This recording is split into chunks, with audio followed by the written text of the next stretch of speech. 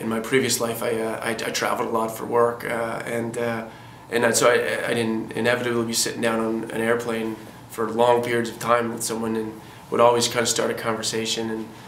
And one of my favorite questions to ask were, if you could go back in time, what time period would you go back to? And the answers were amazing from all across the board.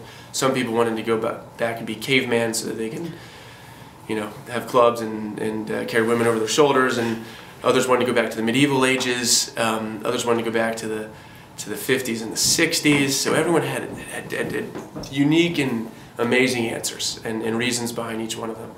And on this one particular plane ride, I think I'd fallen asleep before the plane had taken off, and I didn't have a chance to properly talk to whoever was sitting next to me. And I woke up, and there was this probably like 12-year-old kid sitting next to me, and so we started chatting, and I asked him the question, if you go back in time. And he almost didn't even think about it, as if he knew I was going to ask it. And he said, I'd go back to Nazi Germany. And, so I had to digest that answer, because it didn't seem like a great time to go back to me.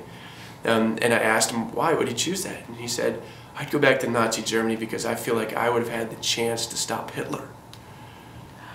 And so to me, that's one of the most powerful things I've ever heard.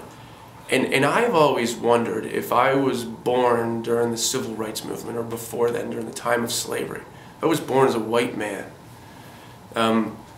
would I have had the emotional strength and fortitude to understand that that was bad?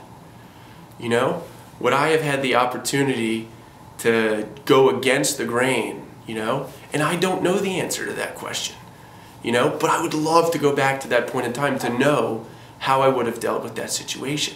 And so this young man, this kid, gives me this answer, and I'm wrestling with this kind of concept in my head on which side of the fence would I have ended up on. And what I realized was that we are living in Nazi Germany. We are living in the civil rights era right now.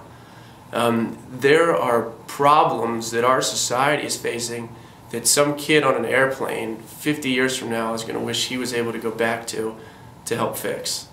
AIDS, education, these things are criminal. Cancer. So what I want people to understand is that now is the time. There's things we can wrap our arms around right now that'll make our planets better places, and we can't wait for others to sit around and do them.